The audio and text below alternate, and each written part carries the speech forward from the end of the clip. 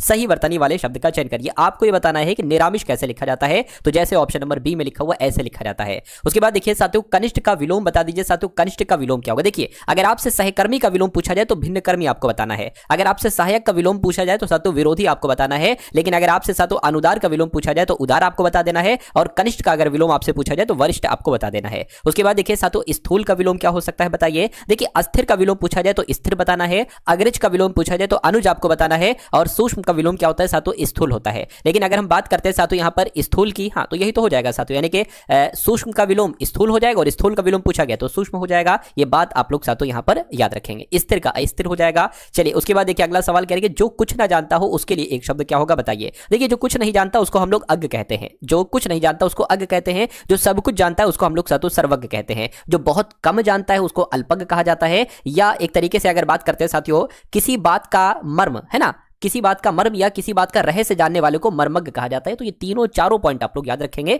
परीक्षा के लिए आपके बहुत इंपॉर्टेंट है।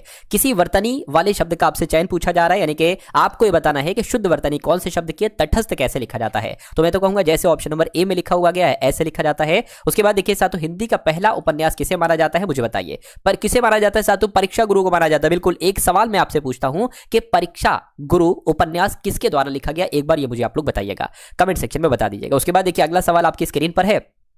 आपसे कहा जा रहा है कि निम्नलिखित में से कौन सा युग्म विपरीत अर्थक नहीं है। देखिए कंजूस का विलोम क्या हो जाएगा? उदार हो जाएगा। ऊंच का विलोम नीच हो जाएगा। उसके अलावा अगर बात करते हैं, देखिए उदय का विलोम क्या होता है? उदयाचल अस्त्याचल। तो उदय का विलोम तो अस्त होता है, उग्र नहीं होता है, और उत्थान का विलोम सत्व पतन होता है। तो इस सवाल का जवाब अगर आपको ऑप्शन नंबर सी के साथ है तो बिल्कुल करेक्ट है। उसके बाद देखिए आपसे कहा जा रहा है कि जिन अवयव का संबंध वाक्य से नहीं वक्ता के हर्ष शोक आदि के भावों से होता है वो क्या विस्मयादि बोधक अव्यय होते हैं या वो संबंध सूचक अव्यय होते हैं? मैं कहूंगा वो विस्मयादि बोधक अव्यय होते हैं। राइट आंसर आपका ऑप्शन नंबर ए होगा।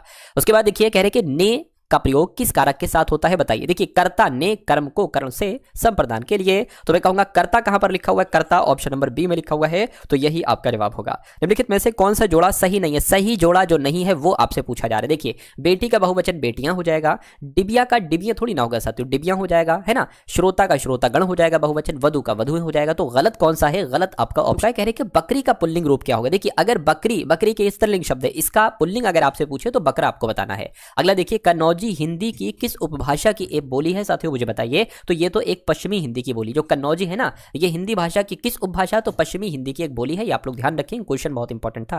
उसके बाद देखिए उसने पढ़ लिया होगा, ये वाक्य कैसा है? देखिए इसमें संदेह लग रहा है, तो विस्मयवाचक वाक्य तो नहीं होगा, ये संदेहवाचक वाक्य हो जाएगा क्योंकि इसमें संदेह लग रहा है, उसने पढ़ लिया होगा है ना। उसके बाद देखिए पुनर्जन्म का संधि विच्छेद साथियों क्या हो सकता है मुझे बताइए। सबसे पहले तो आप मुझे ये बता दीजिए कि इसमें कौन सी संधि है, एक बार कमेंट सेक्शन में आप लोग टाइप कीजिए। पुनर्जन्म की जब संधि विच्छेद हम करते हैं तो पुनः धन जन्म करते हैं। आंसर आपका ऑप्शन नंबर सी होगा। और आप सभी को पता है ये चीज, यहां पर आपको चीज दिख जाए संधि विच्छेद करते समय और फिर आपसे संधि पूछी जाए कौन सी है, तो मैं आपको कई बार बता चुका हूं साथियों। तो अब आप लोग कमेंट में बताइएगा मुझे कि आपका सही जवाब होगा जो सवाल मैंने आपसे पूछा है। खैर संयुक्त स्वर आपको बताना है साथियों, इसमें से संयुक्त स्वर कौन सा है फटाफट बताइए। तो ए की अगर बात करते हैं ये आपका संयुक्त स्वर है। उसके बाद देखिए आपसे कहा जा रहा है साथियों कि हरिपद कोमल कमल से जो सबको सुख देत, इस पंक्ति में अलंकार आपको बताना है कौन सा अलंकार है। तो यहां पर अगर बात करें, यहां पर साथियों उपमा अलंकार है। आंसर आपका ए होगा। राम खाना खाएगा, इस वाक्य का कर्मवाच्य रूप साथियों क्या है, ये आपसे कुल मिला के पूछा जा रहा है। तो कर्मवाच्य आपसे पूछा जा रहा है, तो राम खाना खाता है, राम से खाना खाया जाएगा। बिल्कुल साथियों, राम से खाना खाया जाएगा, ये इसका कर्मवाच्य रूप है। उसके बाद देखिए मेरा आज खाने का मन नहीं होती है, अशुद्ध अंश आपसे पूछा जा रहा है। तो यहां पर तो देखिए मेरा आज खाना खाने का मन नहीं होता है, ये होना चाहिए, तो होती है नहीं आएगा, नहीं आएगा, तो यही आपका जवाब हो जाएगा। अगला देखिए इसमें सही विन्यास शब्द कौन सा है, यानी कि आपसे पूछा जा रहा है कि अध्ययन कैसे लिखा जाता है, क्या ऐसे लिखा जाता है, ऐसे लिखा जाता है? नहीं साथियों, जैसे आपका ऑप्शन नंबर सी में लिखा हुआ है ना, बिल्कुल ऐसे ही लिखा जाता है अध्ययन। अगला देखिए कहा जा रहा है कि जिसे क्षमा ना किया जा सके उसके लिए एक शब्द क्या होगा बताइए साथियों। देखिए उसको अक्षम्य कहा जाता है। क्या? उसको अक्षम्य कहा जाता है जिसे क्षमा ना किया जा सके। हाहाकार हुआ क्रंदन में कठिन वज्र होते थे चूर, पंक्ति में रस कौन सा है मुझे बताइए। तो रस की अगर बात करते हैं, देखिए हाहाकार है ना, और तो यहां पर जाहिर सी बात है भयानक रस ही तो होगा साथियों। आंसर अगर आपका ऑप्शन नंबर बी है तो बिल्कुल करेक्ट है। उसके बाद देखिए साथियों अनुस्वार का चिन्ह, अनुस्वार का चिन्ह कैसे होता है? देखिए अगर मैं यहां पर साथियों लिख दूं चंचल, क्या मैंने लिख दूं साथियों चंचल, तो यहां पर जो ऊपर चीज ये देख रहे हैं इसको ही अनुस्वार का चिन्ह कह सकते हैं। तो कि ये स्वर के पहले दो बिंदु ऐसे करके होता है, नहीं स्वर के ऊपर चंद्र बिंदु नहीं, आगे दो बिंदु नहीं साथियों, स्वर के ऊपर एक बिंदी लगती है साथियों। तो कुल मिला के अगर बात करें आंसर आपका ऑप्शन नंबर डी होगा। उसके बाद देखिए अगले नंबर का सवाल है, आपसे कहा जा रहा है कि हिमालय के लिए जो संधि विच्छेद हो सकता है वो क्या हो सकता है। तो इसका संधि विच्छेद हिम धन आलय होता है, ये वाला नहीं साथियों, ये वाला हिम। तो आंसर जिनका भी ऑप्शन नंबर बी था तो बिल्कुल करेक्ट था। कह रहे कि पक्षी दाना दाना चुग रहा है रेखांकित शब्द का पर्यायवाची कौन सा नहीं है, ये आपको कुल मिला के यहाँ पर साथियों बताना है। देखिए अगर हम यहाँ पर साथियों बात करें ना, पक्षी दाना चुग रहा है के बारे में आपको बताना है। तो पक्षी को हम लोग साथियों क्या अंडज नहीं कहते, खग नहीं कहते, नभचर नहीं कहते, कहते हैं लेकिन पंकज नहीं कहते हैं, तो पंकज आपका जवाब होगा। उसके बाद देखिए मुहावरे लोकोक्ति का प्रयोग यहाँ पर देखिए भाषा को अलंकृत करते हैं मुहावरे और लोकोक्ति, या भाषिक अभिव्यक्ति को प्रभावी बना देते हैं, या भाषा शिक्षण का एकमात्र उद्देश्य या दूसरों को प्रभावित करने के सरल तरीका है। तो सबसे सटीक जवाब यहाँ पर जो होगा वो भाषिक अभिव्यक्ति को प्रभावी बना देते हैं मुहावरे और लोकोक्तियां। चतुर विद्यार्थी से प्रश्न पूछो, वाक्य में विशेषण आपसे पूछा जा रहा है साथियों। देखिए जिसके बारे में बताया जाता है वो आपका क्या वो होता है विशेष है। जैसे कि यहाँ पर चतुर विद्यार्थी किसके बारे में बताया जा रहा है, तो ये विद्यार्थी के बारे में बताया जा रहा है, तो विद्यार्थी यहाँ पर क्या हो जाएगा साथियों, विशेष हो जाएगा। लेकिन अगर हम बात करते हैं चतुर विद्यार्थी से प्रश्न पूछो वाक्य में विशेषण क्या है, तो चतुर शब्द जो है ये आपका विशेषण है, और विशेष क्या है, विद्यार्थी शब्द आपका विशेष है। उसके बाद देखिए अगला सवाल, चंद्रगुप्त नाटक के रचयिता कौन है, तो कौन है साथियों, जयशंकर प्रसाद है। सही जवाब आपका बी होगा। जिनका संबंध आध्यात्म से होता है उसके लिए एक शब्द अगर मैं आपसे पूछूं तो आप क्या बताओगे, आप आध्यात्मिक बताओगे। क्या जिनका संबंध आध्यात्म से होता है साथियों उनको क्या कहा जाता है, आध्यात्मिक ही कहा जाता है। अगला देखिए हस्तलिखित का सही सामासिक विग्रह इनमें से कौन सा हो सकता है, ये आपको यहां पर कुल मिला के बताना है। देखिए हाथ पर लिखित ये कहेंगे, हाथ से लिखित ये कहेंगे, बिल्कुल साथियों हस्त लिखित की अगर बात करें तो हाथ से लिखित ये कहा जाएगा। गौरव का लाघव से वही संबंध है जो नकल का किससे है। देखिए कहीं ना कहीं अगर बात करें तो गौरव का विलोम होता है लाघव, तो नकल का विलोम क्या हो जाएगा साथियों, मूल हो जाएगा। राइट आंसर आपका ऑप्शन नंबर बी होगा। इनमें से कौन सा शब्द देशज नहीं है, ये आपसे पूछा जा रहा है। तो टोपी देशज शब्द है, पेट देशज शब्द है, लाठी देशज शब्द है, लेकिन गमला देशज शब्द नहीं है। उसके बाद देखिए वी उपसर्ग से बना शब्द इनमें से कौन सा होगा, देखिए बहन तो नहीं होगा, भीम भी नहीं होगा, विमुख जो है ना इसमें साथियों देखिए उपसर्ग के रूप में वी ही तो आई है, वी धनमुख। उसके बाद देखिए राम नाम की लूट है, लूट सके तो लूट। इस पंक्ति के दोनों चरणों में कुल मिलाकर कितनी मात्राएं हैं, तो कितनी मात्राएं साथियों हम लोग काउंट कर लेते हैं, क्या दिक्कत है। देखिए 1 2 3 तीन मात्रा, 1 2 3 तीन मात्रा यहाँ पर भी है ना। उसके अलावा साथियों 1 2 दो मात्रा यहाँ पर, 1 2 3 मात्रा यहाँ पर, 1 2 दो मात्रा यहाँ पर मान लीजिए, 1 2 3 मात्रा यहाँ पर, 1 2 3 मात्रा यहाँ पर, 1 2 मात्रा यहाँ पर, 1 2 3 मात्रा यहाँ पर। काउंट करिए जरा, 3 3 6 7 8 8 और 11 12 13 13 और 16 17 18 19 20 21 22 23 24 24 मात्राएं होगी ना। तो कुल मिला के 24 कहां पर लिखा हुआ है, ऑप्शन नंबर ए में लिखा हुआ है। अगला सवाल आपकी स्क्रीन पर है, हिंदी में शब्दों के बाद जोड़ने वाले शब्दांशों को क्या कहा जाता है, तो साथियों परसर्ग कहा जाता है। आंसर आपका ऑप्शन नंबर बी होगा। क्रोध रूपी अग्नि यानी कि क्रोधाग्नि, यह कौन सा समास है। क्रोधाग्नि शब्द की अगर बात करते हैं, क्रोधाग्नि शब्द में साथियों कर्मधारय समास है। आंसर आपका ऑप्शन नंबर ए होगा। अगला देखिए उत्थान का आपसे विलोम पूछा जा रहा है, तो उत्थान का विलोम साथियों क्या हो सकता है, उत्थान का विलोम पतन होता है, और पतन ऑप्शन नंबर ए में लिखा हुआ है। गोधूम शब्द है, तो गोधूम शब्द कैसा है, देशज है विदेशज है, मैं कहूंगा ये तो तत्सम शब्द है साथियों। सही जवाब आपका ऑप्शन नंबर सी होगा। किस छंद के प्रथम 2 चरण दोहा छंद के और शेष चरण 4 चरण रोला छंद के होते हैं, तो किसकी बात चल रही है साथियों, कुंडलिया की बात चल रही है। ये सवाल इंपॉर्टेंट है, आप लोग याद रखेंगे, से पूछा जा रहा है। मैं आपको हर बार ट्रिक बताता हूं, जो चारों शब्दों में से जो सबसे थोड़ा सा टफ आपको लग रहा है, पढ़ने में दिक्कत आ रही है आपको नहीं बच्चे को, किसी भी बच्चे को, तो वही आपका तत्सम शब्द होगा। बच्चा इसको पढ़ देगा बहुत आराम से, इसको पढ़ देगा, इसको पढ़ देगा, कहीं ना कहीं थोड़ा सा अटक सकता है आलस्य में, तो कुल मिला के यही आपका तत्सम होता है। जिनका उच्चारण आसान होता है, जो पढ़ने में लिखने में आसान होते हैं वो आपके तद्भव होते हैं, और जो थोड़ा सा कठिन होते हैं वो आपके तत्सम होते हैं। ऐसा ट्रिक याद करिए आप लोग। उसके बाद देखिए साथियों अक्टूबर 2025 में दुनिया का पहला रामायण मोम संग्रहालय यानी कि वैक्स म्यूजियम ये कहां पर बनाया गया है, तो ये उत्तर प्रदेश के अयोध्या में बनाया गया है। अगला देखिए यूनेस्को ने आधिकारिक रूप से किस भारतीय क्या लिखा हुआ है साथियों, किस अपने क्रिएटिव सिटीज नेटवर्क में शामिल करके सिटी ऑफ गैस्ट्रोनॉमी यानी कि खान पान की नगरी खान पान की नगरी का दर्जा दिया है, तो किसको दिया है साथियों, जयपुर को दिया है। आंसर आपका ऑप्शन नंबर ए होगा, है ना। चलिए जयपुर नहीं साथियों, लखनऊ इसका आंसर होगा। जयपुर नहीं बल्कि लखनऊ आपके इस सवाल का जवाब होगा साथियों। राइट आंसर आपका जो जाएगा वो ऑप्शन नंबर बी के साथ जाएगा, ठीक है ना। मैं आपको बता देता हूं एक बार फिर से सब पढ़कर। देखिए यूनेस्को ने आधिकारिक रूप से किस भारतीय शहर को, तो लखनऊ शहर को अपने क्रिएटिव सिटीज नेटवर्क शामिल करके सिटी ऑफ गैस्ट्रोनॉमी यानी कि खान पान की नगरी का दर्जा प्रदान किया है। उसके बाद देखिए अगले नंबर का क्वेश्चन है, कह रहे हैं साथियों बेसिक एनिमल हस्बेंड्री स्टैटिस्टिक्स 2025 के अनुसार भारत सबसे बड़ा दूध उत्पादक राज्य कौन बना है, तो भारत का सबसे बड़ा दूध उत्पादक राज्य अपना उत्तर प्रदेश बना है। ये करंट अफेयर के सवाल चल रहे हैं। उसके बाद देखिए साथियों आपसे कहा जा रहा है यहाँ पर, क्या आपसे कहा जा रहा है साथियों, कहने के इनमें से कौन कैबिनेट मिशन का सदस्य नहीं था, तो वो 3 व्यक्ति कौन कौन थे जो कैबिनेट मिशन के सदस्य थे, और एक व्यक्ति कौन था, तो मैं कहूंगा लॉर्ड पैथिक लॉरेंस इस मिशन के सदस्य थे, क्रिप्स भी थे, अलेक्जेंडर भी थे, लेकिन सर जॉन साइमन साथियों नहीं थे।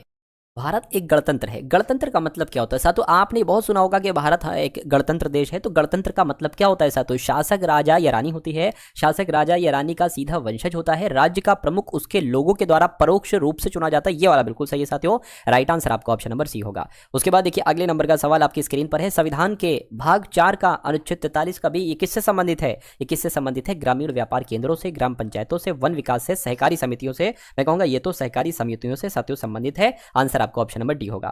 उसके बाद देखिए मानव के दुर्व्यापार का प्रतिषेध भारतीय संविधान के अंतर्गत आता है। कौन से अनुच्छेद के अंतर्गत आता है साथियों? मानव के दुर्व्यापार का प्रतिषेध या अनुच्छेद 23 के अंतर्गत आता है। भारतीय संविधान में मूल कर्तव्यों को शामिल करने की अनुशंसा करने वाली स्वर्ण सिंह समिति का गठन किस प्रधानमंत्री ने किया था? तो ये क्वेश्चन भी साथियों आपके लिए बहुत इंपॉर्टेंट है। तो किसके द्वारा किया गया था आपसे पूछा जा रहा है? इंदिरा गांधी के द्वारा किया गया था। राइट आंसर आपका ऑप्शन नंबर डी होगा। भारत के संविधान के अनुसार राज्यसभा का पदेन सभापति साथियों कौन होते हैं? ये आप लोग मुझे बता दीजिए। तो मैं कह सकता हूं साथियों उपराष्ट्रपति आपके सवाल का बिल्कुल सही जवाब है। उपराष्ट्रपति कहां पर है? ऑप्शन नंबर सी वाले में। अगला देखिए राज्यसभा के पहले सभापति कौन थे? तो डॉक्टर सर्वपल्ली राधाकृष्णन ही राज्यसभा के पहले सभापति थे। आमतौर पर रेलवे की राज्य स्तरीय सुरक्षा समिति के अध्यक्ष कौन होते हैं? ये आपसे यहां पर पूछा जा रहा है साथियों, मुझे बताइए। तो डीजीपी आयुक्त, डीजीपी या आयुक्त होते हैं साथियों। सही जवाब आपको जो जाएगा वो ऑप्शन नंबर ए के साथ जाएगा। उसके बाद देखिए अगला सवाल आपकी स्क्रीन पर है। कह रहे स्थायी मध्यस्थता न्यायालय ये वाशिंगटन डीसी में स्थित है, जेनेवा में स्थित है, पेरिस में स्थित है, हेग में स्थित है? मैं कहूंगा हेग में स्थित है। राइट आंसर आपका डी है। निम्नलिखित में से किस मुद्रा मूल्य वर्ग को यूनेस्को की विश्व धरोहर स्थल रानी की वाव में शामिल किया गया है? तो किसकी बात चल रही है साथियों? विमुद्रीकरण किए गए 1000 रुपए के नोट, नवीनतम 500 रुपए के नोट की बात चल रही है या नवीनतम 100 रुपए के नोट? तो मैं कह सकता हूं नवीनतम 100 रुपए के नोट, ये आपका जवाब हो जाएगा। तो किस मूल्य वर्ग के नोट? तो मैं कहूंगा नवीनतम 100 रुपए के नोट ये यूनेस्को की विश्व धरोहर स्थल रानी की वाव में शामिल किया गया है। रियाल किस देश की मुद्रा है? आपसे पूछा जा रहा है। तो मैं कहूंगा ब्राजील की मुद्रा है। आंसर आपका ऑप्शन नंबर ए होना चाहिए। उसके बाद देखिए साथियों विकलांग व्यक्तियों का अंतरराष्ट्रीय दिवस किस तिथि को मनाया जाता है? तो ये 3 दिसंबर को मनाया जाता है। विकलांग व्यक्तियों का अंतरराष्ट्रीय दिवस 3 दिसंबर को ही मनाया जाता है। उसके बाद देखिए जून 2025 में डॉक्टर मयंक सिंह को the national dendrimer and nano technology centre America का निदेशक नियुक्त किया गया। वे उत्तर प्रदेश के किस जिले से संबंधित है? तो वो उत्तर प्रदेश के साथ मिर्जापुर से संबंधित है।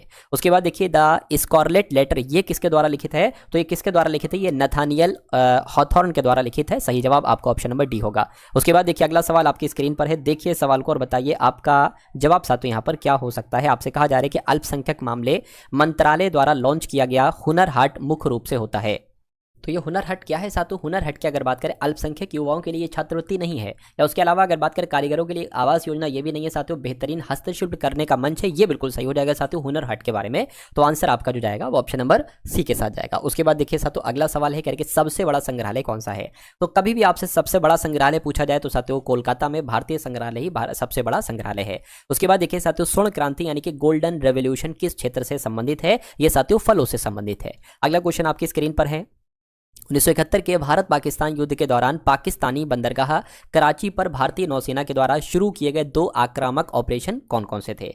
तो ऑपरेशन ट्राइडेंट था और ऑपरेशन पाइथन था। तो ये 2 महत्वपूर्ण ऑपरेशन थे साथियों। आंसर आपका ऑप्शन नंबर ए होगा। उत्तर प्रदेश में प्रमुख आणविक शक्ति संयंत्र ये कहां पर स्थित है? तो ये अगर आपसे पूछा जाए ये नरौला बुलंदशहर में स्थित है। राइट आंसर आपका ए होगा। उत्तर प्रदेश में राष्ट्रीय कथक संस्थान ये कहां पर स्थित है? तो ये कहां पर स्थित है साथियों आपसे पूछा जा रहा है। तो मैं कहूंगा ये लखनऊ में स्थित है। आंसर आपका जो जाएगा साथियों ऑप्शन नंबर बी के साथ जाएगा। उसके बाद देखिए 2025 में आईफा अवार्ड्स में सर्वश्रेष्ठ अभिनेत्री का पुरस्कार प्रदान किया गया। तो किसको साथियों प्राप्त हुआ ये पुरस्कार? मैं कहूंगा नितांशी गोयल इनका नाम है और 2025 में आईफा अवार्ड्स में सर्वश्रेष्ठ अभिनेत्री का पुरस्कार इनको दिया गया था, नितांशी गोयल को। उसके बाद देखिए खेलो इंडिया यूथ गेम्स 2025 में 49 किलोग्राम क्लीन एंड जर्क भारोत्तोलन वर्ग में नया रिकॉर्ड बनाने वाले हर्षवर्धन साहू किस राज्य से संबंधित है? तो ये साथियों ओडिशा के रहने वाले हैं। आंसर आपका ऑप्शन नंबर सी होगा। सितंबर 2025 में किसने नेपाल का अंतरिम प्रधानमंत्री के रूप में साथियों शपथ ली थी? तो किसने ली थी सितंबर 2025 में? मैं कहूंगा सुशीला कार्की इनका नाम है और 2025 में नेपाल के अंतरिम प्रधानमंत्री के रूप में इन्होंने ही शपथ ग्रहण की थी। उत्तर प्रदेश सरकार ने पेरिस ओलंपिक्स और पैरालंपिक्स 2024 के ओलंपियंस और पैरालंपियंस को कितनी पुरस्कार राशि वितरित की है? तो कितनी साथियों 22.70 करोड़ राशि जो है ना वितरित की है। अगला देखिए एफडीआई की फुल फॉर्म आपसे यहां पर पूछी जा रही है। तो फॉरेन डेटा इन्वेस्टमेंट नहीं होती है, फॉरेन डायरेक्ट इन्वेस्टमेंट होती है और ये कहां पर लिखा हुआ है? ये ऑप्शन नंबर बी में लिखा हुआ है। औद्योगिक नीति 1991 ने क्या बढ़ावा दिया? तो साथियों क्या बढ़ावा दिया औद्योगिक नीति 1991 में? नियंत्रण व्यवस्था या उदारीकरण, निजीकरण और वैश्वीकरण। मैं कहूंगा औद्योगिक नीति 1991 ने उदारीकरण, निजीकरण और वैश्वीकरण को साथियों बढ़ावा दिया था। उसके बाद देखिए अगले नंबर का सवाल है ऑस्ट्रेलियाई ओपन 2026 के पुरुष एकल का खिताब किसने जीता है? तो किसने जीता है साथियों? कार्लोस अल्कराज ने जीता है। आंसर आपका ऑप्शन नंबर सी होगा। अभी हाल फिलहाल की बात है।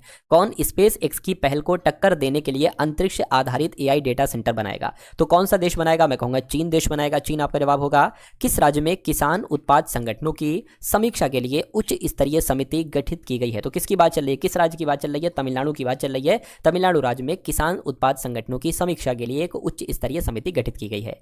किस देश के वैज्ञानिकों ने धूप से चलने वाला स्वतः चार्जिंग ऊर्जा उपकरण को विकसित कर लिया है? तो ये अपने देश भारत ने साथियों किया है। उसके बाद देखिए किस बैंक ने चक्र नाम से एक सेंटर ऑफ एक्सीलेंस लॉन्च किया है? तो मैं कह सकता हूं स्टेट बैंक ऑफ इंडिया ने चक्र नाम से एक सेंटर ऑफ एक्सीलेंस लॉन्च किया है।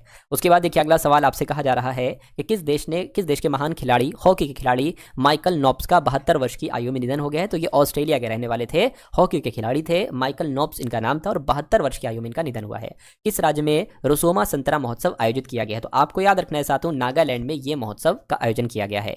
देश के वैज्ञानिकों ने यानी कि किस देश के वैज्ञानिकों ने पैनक्रियाटिक कैंसर का इलाज ढूंढ लिया है? तो आपका जवाब यहां पर क्या होना चाहिए? स्पेन होना चाहिए, क्योंकि स्पेन देश के वैज्ञानिकों ने पैनक्रियाटिक कैंसर का इलाज ढूंढ लिया है अभी हाल फिलहाल में। पुलिस अनुसंधान और विकास ब्यूरो के 9वें राष्ट्रीय सम्मेलन का आयोजन किस राज्य में किया गया है? तो पता कहां पर किया गया है साथियों? आंध्र प्रदेश में किया गया है। सही जवाब आपका ऑप्शन नंबर सी होगा। उसके बाद देखिए अगला सवाल कह रहे कि 2026 में छठा नेशनल क्रॉप न्यूट्रिशन समिट कहां आयोजित होगा? तो साथियों कहां आयोजित होगा ये आपसे पूछा जा रहा है। ये मुंबई में आयोजित होगा। मुंबई आपके सवाल का जवाब होगा। उसके बाद देखिए आईपीएस पीयूष पांडे किस राज्य के नए डीजीपी बने हैं? तो ये तो पश्चिम बंगाल के नए डीजीपी बने हैं, पीयूष पांडे इनका नाम है। उसके बाद देखिए अगले नंबर का सवाल आपकी स्क्रीन पर है। कह रहे कि यदि तुम कड़ी मेहनत नहीं करोगे तो मैं तुम्हें नौकरी से निकाल दूंगा, विभाग के अध्यक्ष के द्वारा एक जूनियर को कहा गया कथन है। और इसकी सातु आपको क्या दी गई है? इसकी आपको सातु धारणाएं दी गई हैं। विभाग अध्यक्ष द्वारा दी गई चेतावनी के परिणाम स्वरूप जूनियर कड़ी मेहनत कर सकता है लिखा हुआ है, बिल्कुल कर सकता है। जब विभाग के अध्यक्ष ने चेतावनी दी है कि भाई साहब तुम्हें निकाल दूंगा, तो वो मेहनत कर सकता है। ठीक है, ये तो सही हो जाएगा। खैर कोई भी जूनियर वर्तमान में कड़ी मेहनत नहीं कर रहा, ऐसा नहीं है। कुछ लोग क्या पता जूनियर हो, वो लोग कर रहे हो मेहनत, लेकिन ये ना कर रहा हो। कौन, क्या इसका नाम है? अच्छा, नाम नहीं बताया गया। चलिए, तो ये कुल मिला के साथियों गलत हो जाएगा। ये वाला पहली वाली धारणा आपकी बिल्कुल सही हो जाएगी और यही आपका साथियों क्या होगा? जवाब होगा। उसके बाद देखिए साथियों कथन आपके सामने है और आपके सामने निष्कर्ष है। कथन में कहा जा रहा है, दो कथन है यहाँ पर, पहला और दूसरा। कहा जा रहा है कि ज्ञान एक कौशल नहीं है, यह सीखने और अनुभव लेने की एक क्रिया है।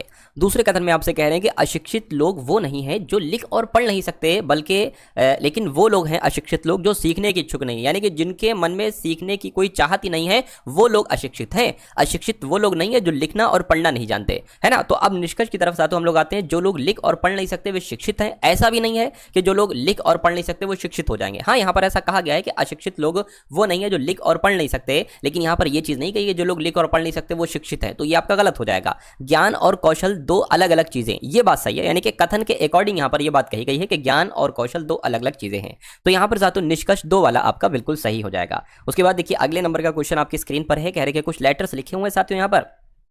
नीचे दी गई श्रृंखला में ऐसे कितने एन ऐसे हैं जिनके ठीक पहले और ठीक बाद में एम हो, यानी कि एन के पहले भी एम हो और बाद में भी एम हो। तो ऐसी जोड़ी आपको तिगुड़ी वाली कहां पर दिख रही है, ये बस आपको बताना है। देखिए एक एन आपका ये हो जाएगा और एक एम ये पहले और बाद में ये हो जाएगा। अच्छा, दूसरे देखिए पहला हो गया, दूसरा एन आपका ये है, इससे पहले भी साथियों यहां पर आपको दिख रहा होगा और एन के बाद में भी एम है। ठीक है, ये उसके बाद हो गया। उसके अगर बात करें एन से पहले ई है, नहीं हो सकता। एन से पहले एम है लेकिन बाद में एम नहीं है। एन से पहले पी है, नहीं हो सकता। एन से पहले देखिए एम है और एन के बाद भी एम है और यहां पर भी वही चीज है ना, ठीक है ना। और यहां पर भी साथियों वही चीज। तो 1 2 3 4 और 5, मैं कहूंगा ऐसे 5 बार एन है जिनके ठीक पहले और बाद में एम है। आंसर आपको ऑप्शन नंबर डी होगा। उसके बाद देखिए अगले नंबर, इसमें आपको साथियों क्रम से लगाना होगा कि सबसे पहले क्या होता है, एक्सीडेंट होता है या हॉस्पिटल चला जाता है, रिकवरी हो जाती है। मैं कहूंगा सबसे पहले साथियों एक्सीडेंट होता है किसी का, तो एक्सीडेंट होता है पहला वाला सबसे पहले है, फिर वो हॉस्पिटल जाता है, रिकवरी होती है, सर्जरी या एम्बुलेंस, फिर क्या आती है, एम्बुलेंस आती होगी, है ना। उसके बाद वो एम्बुलेंस से हॉस्पिटल जाता होगा 2, उसके बाद साथियों उसकी सर्जरी होती होगी यानी कि 4 और अंत में उसकी रिकवरी हो जाती है यानी कि 3। तो 15243 कहां पर लिखा हुआ है, 15243 ऑप्शन नंबर बी में लिखा हुआ है। तो जिनका आंसर ऑप्शन नंबर बी के साथ था तो बिल्कुल सही था। उसके बाद देखिए अगला सवाल है, कह रहे कि आदमी, पिता और डॉक्टर के लिए जो आरेख बन सकता है वो क्या बन सकता है। देखिए मैं कहूंगा जितने भी पिता होंगे, क्या जितने भी पिता होंगे वो सारे के सारे आदमी होंगे। गलत बात कही, बिल्कुल सही बात कही। अब देखिए डॉक्टर की अगर बात करें तो कुछ पिता डॉक्टर हो सकते हैं, कुछ आदमी डॉक्टर हो सकते हैं। तो कुल मिलाकर कुछ ऐसा आरेख बनेगा और ऐसा आरेख सिर्फ और सिर्फ ऑप्शन नंबर बी में बना हुआ है। तो जिनका आंसर ऑप्शन नंबर बी के साथ है तो बिल्कुल सही है। उसके बाद देखिए अगला सवाल है फिर से कथन और निष्कर्ष का सवाल आपकी स्क्रीन पर आ चुका है। कह रहे कि कुछ विद्यार्थी खिलाड़ी हैं, तो मान लीजिए ये विद्यार्थी हो गए और कुछ विद्यार्थी यानी कि इतने विद्यार्थी क्या हो गए, खिलाड़ी हो गए। उसके बाद कह रहे कि कुछ विद्यार्थी एथलीट हैं, तो मान लीजिए इतने विद्यार्थी साथियों क्या हो गए, एथलीट हो गए। अब निष्कर्ष को पढ़कर मुझे बताइए कौन सा निष्कर्ष साथियों सही है या आपका कौन सा गलत है। देखिए कुछ विद्यार्थी एथलीट हैं, कुछ खिलाड़ी, कुछ विद्यार्थी एथलीट हैं, विद्यार्थी ये हैं, एथलीट ये हैं, कुछ खिलाड़ी विद्यार्थी, कुछ खिलाड़ी विद्यार्थी, ये वाला तो सही हो जाएगा साथियों। कोई भी विद्यार्थी एथलीट नहीं है। अच्छा यहां पर दो चीजों को देखिए जरा एक बार ध्यान से। यहां पर लिखा हुआ है कि कुछ विद्यार्थी एथलीट है और यहां पर लिखा हुआ है कि कोई भी विद्यार्थी एथलीट नहीं है, तो दोनों में से कोई एक बात सच होगी ना साथियों। तो मैं कहूंगा दो वाला तो आपका सही है, लेकिन पहला या तीसरा आपका, इन दोनों में से कोई एक सही होगा। तो ऐसा ऑप्शन को आप साथियों आंसर के रूप में लगाएंगे। उसके बाद देखिए अगला सवाल नंबर सीरीज का सवाल आपकी स्क्रीन पर आ चुका है। कह रहे कि सबसे पहले 87 है, उसके बाद साथियों 88 है, उसके बाद 80 है और फिर 107 है और फिर साथियों आपका 43 है। तो आपसे ये पूछा जा रहा है कि अगला नंबर यहां पर क्या आ सकता है, मुझे बताइए। देखिए सबसे पहले अगर हम बात करें 87 से 88 में एक बढ़ाया गया है, यहां पर अब घटा दिया गया है। कितना घटाया गया है साथियों, 8 घटाया गया है। यहां पर अगर बात करें 27 बढ़ाया गया है, यहां पर अगर बात करें कितना घटा दिया गया, तो ये आपका 4 आ जाएगा और ये आपका 6 64 आ जाएगा। यानी कि देखिए सबसे पहले बढ़ाया गया, फिर घटाया गया, फिर बढ़ाया गया, फिर घटाया गया, तो जाहिर सी बात है अब बढ़ाएंगे। तो आपको 1 8 27 64 से कुछ ध्यान नहीं आ रहा है क्या, ये एक का क्यूब नहीं है क्या, ये 2 का क्यूब नहीं है क्या, ये 3 का क्यूब नहीं है, 4 का क्यूब नहीं है, तो यहाँ पर क्या 5 का क्यूब आएगा, बिल्कुल। यानी कि 125 आपको प्लस करना पड़ेंगे 43 में। तो कर दीजिए साथियों कितना हो जाएगा, ये आपका 168 हो जाएगा। और 168 कौन से ऑप्शन में है, ऑप्शन नंबर डी वाले में है। अगला सवाल आपकी स्क्रीन पर है, देख लीजिए सवाल को भी और बता दीजिए आपका जवाब साथियों क्या होगा। कह रहे कि 5 विद्यार्थी हैं, परीक्षा में सम्मिलित हुए हैं और प्रत्येक को अलग अलग अंक प्राप्त हुए हैं। सुधा के प्राप्तांक लता, अब यहां से शुरू होती है मेन चीज। सुधा के प्राप्तांक जो है ना साथियों ये लता से अधिक थे, ठीक है। सुनीता के प्राप्तांक लता और सुधा के बीच में थे। किस जोड़े के अधिकतम और न्यूनतम प्राप्तांक। देखिए सबसे पहले इस लाइन को सॉल्व करें क्योंकि इसमें 3 लोग हैं, हमें आसानी होगी सातों आंसर निकालने के लिए। तो कहा जा रहा है सुनीता के प्राप्तांक लता और सुधा के बीच में थे, तो लता और सुधा को कर लीजिए सातों, लता और सुधा है ना। लेकिन यहां पर कह रहे हैं कि सुधा के प्राप्तांक लता से अधिक थे, तो लता से अधिक थे। हमें इतना तो पता चल गया क्या कि जो सुधा के अंक हैं वो ज्यादा हैं और लता के अंक साथियों कम है, इस पहली वाली लाइन से। और दूसरी वाली लाइन, अच्छा दूसरी नहीं, हम डायरेक्ट तीसरे पे आ गए हैं, चलो कोई दिक्कत नहीं है।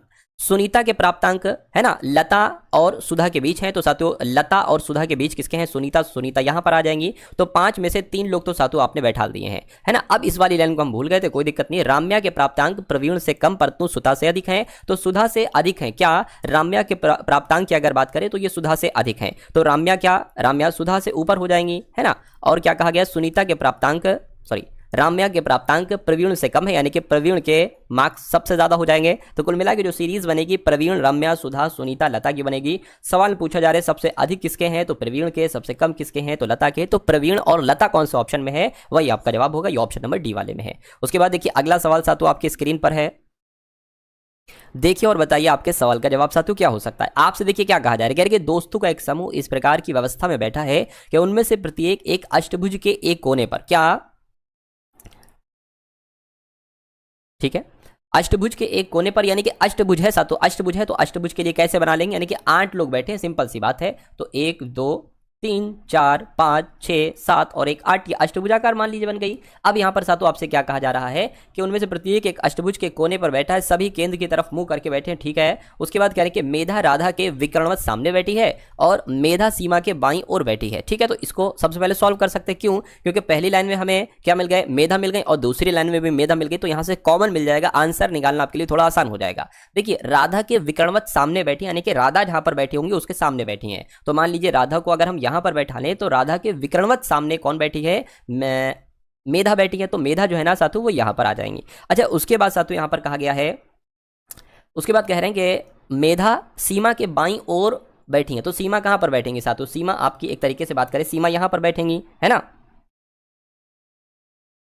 हाँ बिल्कुल साथू, सीमा आपकी यहां पर बैठ गई, क्योंकि मेधा के बाईं ओर, ये तो दाया हो गया ना, एक सेकंड क्या कहा गया, अच्छा सीमा के बाईं ओर, हाँ सीमा के बाईं ओर मेधा बैठी है, ठीक है। उसके बाद कह रहे हैं कि रमन सीमा के बगल में और गोविंद के सामने बैठा। देखिए सीमा का बगल यहीं पर होगा, तो रमन यहां पर बैठ जाएगा पहली चीज, और रमन सीमा के बगल में बैठा और गोविंद के सामने बैठे, यानी कि गोविंद के सामने बैठे, तो गोविंद को हमें यहां पर बैठाना होगा। कह रहे कि गोविंद चंद्रा के दाईं ओर बैठा है, तो चंद्रा को यहां पर बैठा देंगे, क्योंकि चंद्रा के दाईं ओर गोविंद बैठा है। शांति मेधा के दाईं ओर नहीं बैठी है, शांति मेधा के दाईं ओर, शांति यहां पर नहीं बैठेंगी, तो जाहिर सी बात है शांति यहां पर बैठेंगी, है ना।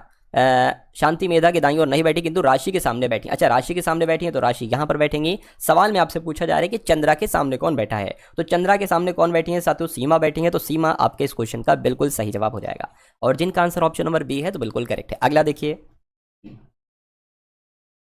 इस सवाल को देखिए साथियों और बताइए आपका जवाब क्या होगा। यहां पर आपसे इतनी सी बात कही जा रही है कि दिए हुए पेपर को मोड़ने पर कौन सा बॉक्स बन सकता है। देखिए बहुत ध्यान से देखिएगा, ये सवाल आपके एग्जाम में साथियों आएगा।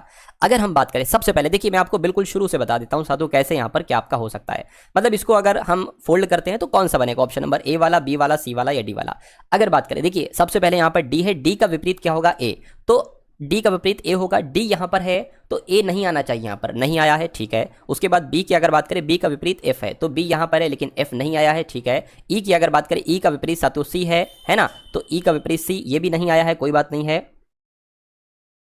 चलिए मतलब ये वाला तो बन सकता है ना। इसकी अगर बात करते हैं साथियों तो इसको भी आप देखिए जरा, डी की अगर बात करें, डी का विपरीत ए है, नहीं दिख रहा है, विपरीत से नहीं दिख रहा होगा तो अच्छी बात होगी। और सी का विपरीत क्या है, ई है, नहीं दिख रहा है। बी का विपरीत क्या है, एफ है, नहीं दिख रहा है, यानी कि ये भी बन सकता है, ये भी बन सकता है। और दिखा दूं मैं आपको, देखिए बी सी लिखा है ना, तो बी का विपरीत क्या है, एफ है, नहीं दिख रहा है। सी का विपरीत ई है, नहीं दिख रहा है। ए का विपरीत डी है, नहीं दिख रहा है। इसकी अगर बात करते हैं यानी कि ये भी बन सकता है। इसकी अगर बात करते हैं, सी का विपरीत ई है, नहीं दिख रहा है। बी का विपरीत साथियों क्या है, एफ है, नहीं दिख रहा है। और एक तरीके से अगर बात करें, ए का विपरीत डी है, नहीं दिख रहा है, यानी कि ये तो चारों बन रहे हैं साथियों, है ना,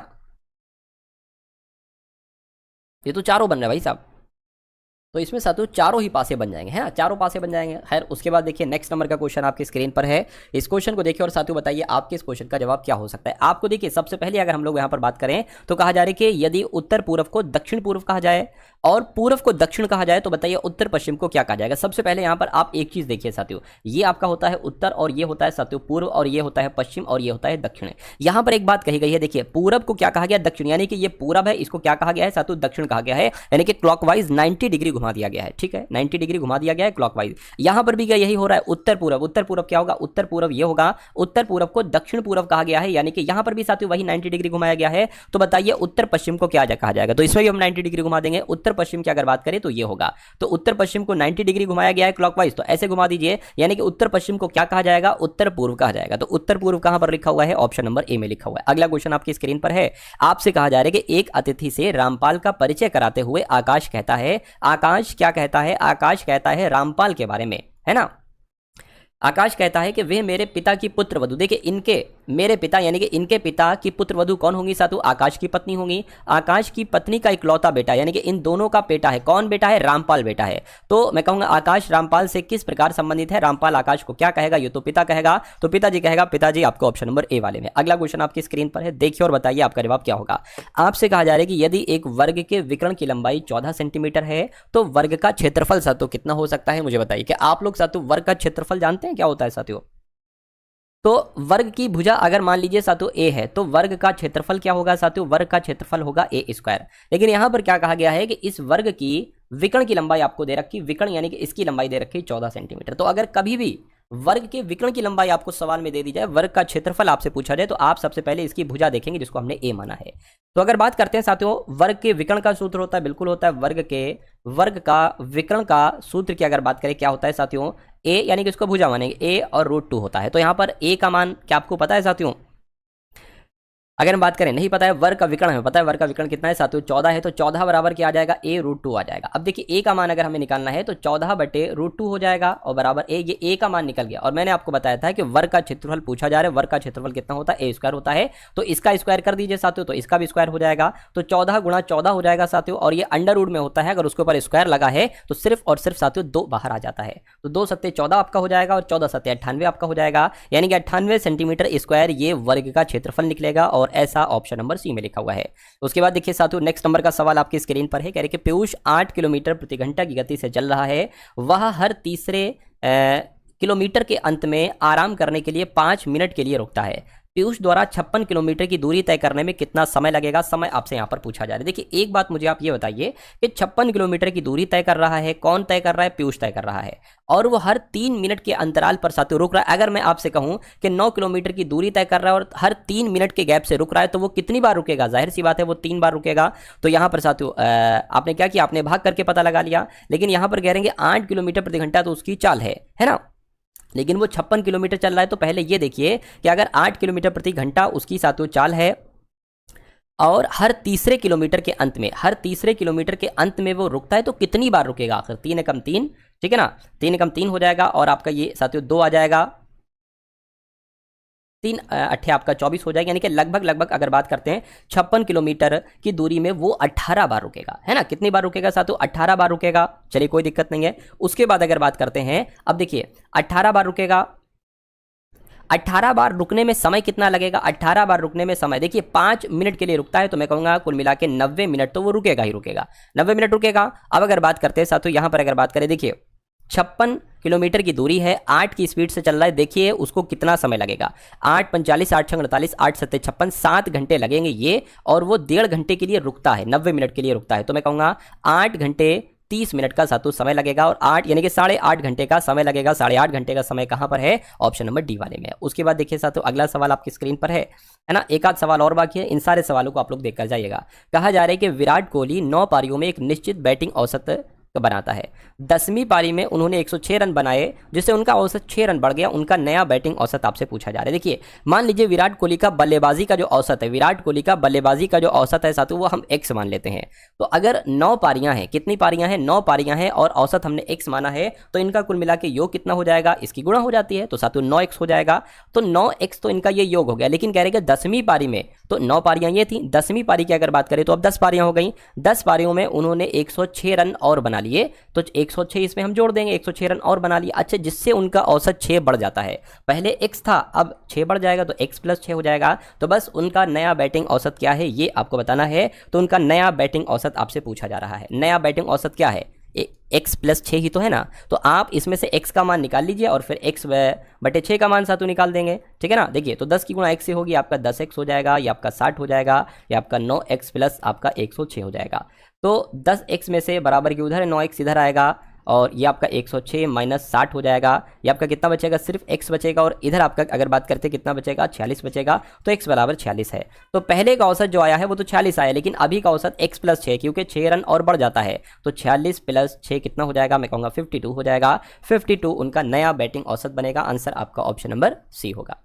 उसके बाद देखिए साथियों, एक समकोण त्रिभुज की परिमाप 30 सेंटीमीटर है और इसका कण की लंबाई कितनी है? 13 सेंटीमीटर है। तो त्रिभुज का क्षेत्रफल आपसे यहाँ पर पूछा जा रहा है। देखिए त्रिभुज के क्षेत्रफल सबसे पहले मैं आपको बता दूं क्या सूत्र होता है।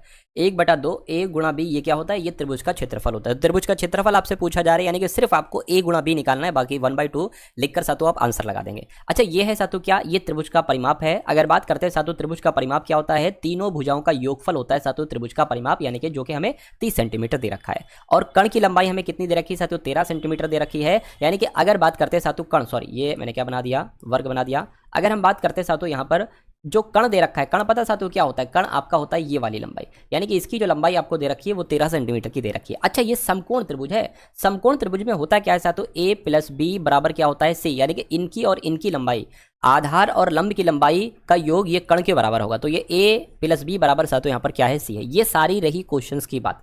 अब मेन पॉइंट पर साथियों यहाँ पर आ जाते हैं। देखिए मान लीजिए साथियों क्या ये c है ना, ये a + b है। तो अगर साथियों हम a + b का मान निकालना चाहे तो a + b, और ये c कितना है? 13 है मान लीजिए, ठीक है ना। तो ये 13 उधर चला जाएगा, 30 के कुल मिला के घटेगा। तो a + b आपके सामने कितना आ जाएगा साथियों? आपके सामने यहाँ पर 17 आ जाएगा a + b का मान, ठीक है। अब आप साथियों क्या करेंगे? अगला काम आप करेंगे कि इन दोनों का स्क्वायर, क्योंकि हमें a × b चाहिए साथियों, इसका स्क्वायर करेंगे तो इसका भी आपको स्क्वायर करना पड़ेगा। तो ये तो हो गया a + b का होल ऑफ स्क्वायर। इसका सूत्र क्या होता है? a² + b² + 2ab और बराबर 17 का स्क्वायर क्या होता है? 289 होता है। यहां से हमें मिलेगा साथियों ab का मान। देखिए अब यहां पर अगर बात करते हैं साथियों, क्या आपके सामने आ गया है a। अब देखिए अगर हम बात करें साथियों, मान लीजिए कि अगर हम इसके ऊपर भी स्क्वायर कर दें तो क्या इसके ऊपर भी स्क्वायर आ जाएगा? इसके यहां से हमें इसका मान निकलेगा, ये a² + b² की जगह पर क्या रख सकते हैं? c² रख सकते हैं। और c का मान है 13। 13 का स्क्वायर कितना हो जाएगा? 169 हो जाएगा, प्लस आपका 2ab है बराबर आपका 289 यहाँ पर है।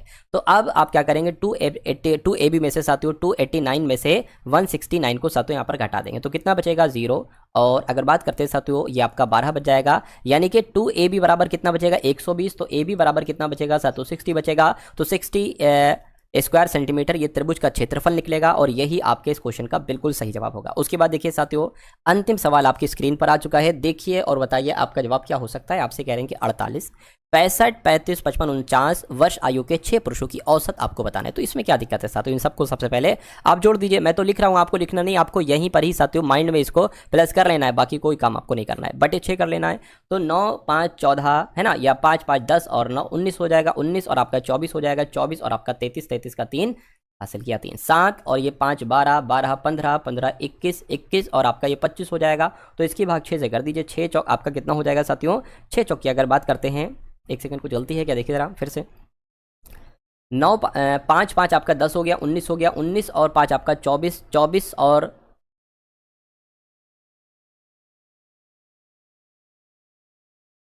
हाँ सब कुछ सही है साथियों, कोई दिक्कत नहीं है। तो ये कितना आ जाएगा 253, इसकी अगर भागा 6 चौक आपका 24 आ जाएगा और 6 चौक आपका 24 आ जाएगा, 6 दूना 12 आ जाएगा, यानी कि लगभग 42 साथियों आपका आंसर आना चाहिए। लेकिन 42 तो कहीं पर ऑप्शन में नहीं है ना, कोई दिक्कत नहीं साथियों, किसी ऑप्शन को आप 42 कर लीजिए, हो सकता है टाइपिंग मिस्टेक हो। अगर ये नंबर्स आते हैं और 6 कुल मिला के लोग हैं तो औसत आपका कितना 42 ही आएगा, और 42 आपके सवाल का।